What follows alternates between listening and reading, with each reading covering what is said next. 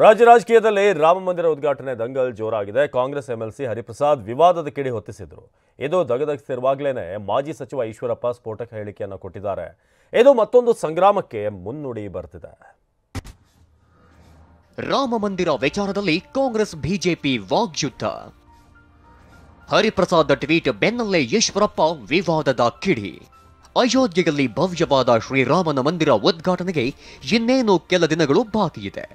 ಎಲ್ಲೆಲ್ಲೂ ರಾಮ ಜಪ, ಎಲ್ಲೆಲ್ಲೂ ರಾಮನದ್ದೇ ಮಾತು. ಮನೆ ಮನೆಗಳಿಗೂ ಮಂತ್ರಾಕ್ಷತೆ ತಲುಪಿಸೋ ಕೆಲಸ ಬಿಜೆಪಿ ಮಾಡ್ತಿದೆ. ಇತ್ತ ಕಾಂಗ್ರೆಸ್ ಎಂಎಲ್ಸಿ ಬಿಕೆ ಹರಿಪ್ರಸಾದ್ ಗೋದ್ರಾ ದುರಂತ ರೀತಿ ಏನಾದರೂ ಆಗಬಹುದು ಅಂತ ವಿವಾದದ ಕಿಡಿ ಹೊತ್ತಿಸಿದ್ರು.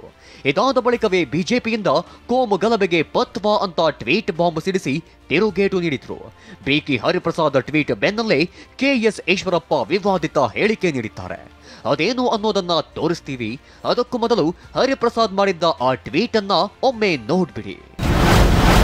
ಸರ್ವ ಜನಾಂಗದ ಶಾಂತಿಯ ತೋಟದಲ್ಲಿ ಕೋಮು ಗಲಭೆ ಸೃಷ್ಟಿಸಿ ಧರ್ಮಗಳ ನಡುವೆ ಬೆಂಕಿ ಹಚ್ಚುವ ಕೆಲಸಕ್ಕೆ ವಿನೇಶ್ ಕುಮಾರ್ ಸೌತೆಕಾಯಿ ಕೃಷಿ ಮಾಡಿ 1 ಎಕರೆಯಲ್ಲಿ ವರ್ಷಕ್ಕೆ 25 ಲಕ್ಷ ಗಳಿಸ್ತಿದ್ದಾರೆ. ನೀವು ಕೂಡ ಅವರಿಂದ ಕಲಿಬೇಕಾ? ಅವ್ರ ಜೊತೆ ವಿಡಿಯೋ ಕಾಲ್ ನಲ್ಲಿ ಮಾತಾಡಬೇಕಾ? ಈಗಲೇ ಫ್ರೀಡಮ್ ಆಪ್ ಡೌನ್ಲೋಡ್ ಮಾಡಿ. ಬಿಜೆಪಿ ಪಕ್ಷ ತನ್ನ ಸಹೋದರ ಸಂಘಟನೆಗಳನ್ನ ಅಣಿಗೊಳಿಸುತ್ತಿರುವುದು ಬಹಿರಂಗವಾಗುತ್ತಿದೆ. ರೌಡಿ ಶೀಟರ್ ಆಗಿರುವ ಪುನೀತ್ ಕೆರೆಹಳ್ಳಿ ಎಂಬ ಮತಾಂಧನಿಗೆ ಬಿಜೆಪಿಯಿಂದ ಕೋಮು ಗಲಭೆ ನಡೆಸುವ ಫತ್ವಾ ಬಂದಿದೆ ಎಂದು ಸ್ವತಃ ತಾನೇ ಸೃಷ್ಟಿಸಿರುವ ರಾಷ್ಟ್ರ ರಕ್ಷಣಾ ಪಡೆ ಎಂಬ ವಾಟ್ಸಪ್ ಗ್ರೂಪಿನಲ್ಲಿ ಹೇಳಿಕೊಂಡಿದ್ದಾನೆ. ಕೋಮು ಗಲಭೆ ನಡೆಸಿ 2024ಕ್ಕೆ ವಿಶ್ವಗುರುವನ್ನ ಮತ್ತೆ ಪ್ರಧಾನಿಯಾಗಿಸಬೇಕೆಂದು ಈ ಭಯೋತ್ಪಾದಕರ ತಂಡ ಕೆಲಸ ಮಾಡಲಿದೆಯಂತೆ. ದೇವಾಲಯ ಒಡೆದು ಮಸೀದಿಗಳನ್ನ ಕಟ್ಟಿದ್ರೆ ವಾಪಸ್ ಪಡೆಯಿರಿ. ಕೊಲೆಗಳಾಗುತ್ತೋ ಏನೇನಾಗುತ್ತೋ ಗೊತ್ತಿಲ್ಲ ಎಂದ ಈಶ್ವರಪ್ಪ. ಬಿಕೆ ಹರಿಪ್ರಸಾದ್ ಈ ಟ್ವೀಟ್ ಮಾಡ್ತಿದ್ದಂತೆ ಬಿಜೆಪಿ ನಾಯಕರು ಬೆಂಕಿ ಉಗುಳುತ್ತಿದ್ದಾರೆ. ಬೆಳಗಾವಿಯಲ್ಲಿ ಮಾತನಾಡಿರೋ ಮಾಜಿ ಸಚಿವ ಈಶ್ವರಪ್ಪ ಪ್ರಚೋದನಕಾರಿ ಭಾಷಣ ಮಾಡಿದ್ದಾರೆ.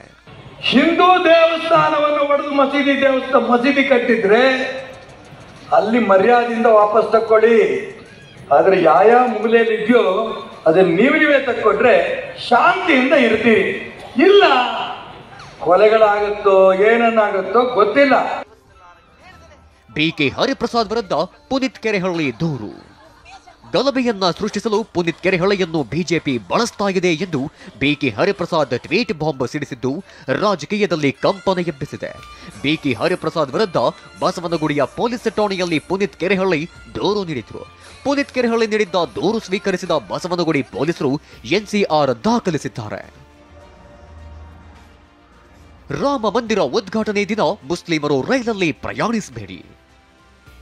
ಅಸ್ಸಾಂನಲ್ಲಿ ಎಐಯುಡಿಎಫ್ ಮುಖ್ಯಸ್ಥ ಅಜ್ಮಲ್ ವಿವಾದದ ಕಿಡಿ. ರಾಮ ಮಂದಿರದ ರಾಜಕೀಯ ಕಾಡ್ಗಿಚ್ಚಿನಂತೆ ವ್ಯಾಪಿಸ್ತಾ ಇದೆ. ಅಸ್ಸಾಂನ ಬರ್ಪೇಟಾ ಜಿಲ್ಲೆಯಲ್ಲಿ ಎಐಯುಡಿಎಫ್ ಮುಖ್ಯಸ್ಥ ಅಜ್ಮಲ್ ವಿವಾದದ ಕಿಡಿಯನ್ನ ಹೊತ್ತಿಸಿದ್ದಾರೆ. ಜನವರಿ 22ರಂದು ಅಯೋಧ್ಯೆಯಲ್ಲಿ ಶ್ರೀರಾಮ ಮಂದಿರ ಉದ್ಘಾಟನೆ ಆಗಲಿದೆ. ಬಿಜೆಪಿಯವರು ರಾಮ ಮಂದಿರಕ್ಕೆ ಜನರನ್ನ ಕರೆತರಲು ವಿಶೇಷ ರೈಲು, ವಿಮಾನಗಳು ಮತ್ತು ಬಸ್ಸುಗಳನ್ನ ಕಾಯ್ದಿರಿಸಿದ್ದಾರೆ. ಬಿಜೆಪಿಯವರು ದೊಡ್ಡ ಯೋಜನೆಗಳನ್ನು ಹೊಂದಿದ್ದಾರೆ. ಹೀಗಾಗಿ ಜನವರಿ 20ರಿಂದ 25ರವರೆಗೆ ಮನೆಯಲ್ಲೇ ಇರಿ, ಎಲ್ಲೂ ಪ್ರಯಾಣಿಸಬೇಡಿ ಎಂದು ಹೇಳಿದ್ದು ಚರ್ಚೆಗೆ ಗ್ರಾಸವಾಗಿದೆ.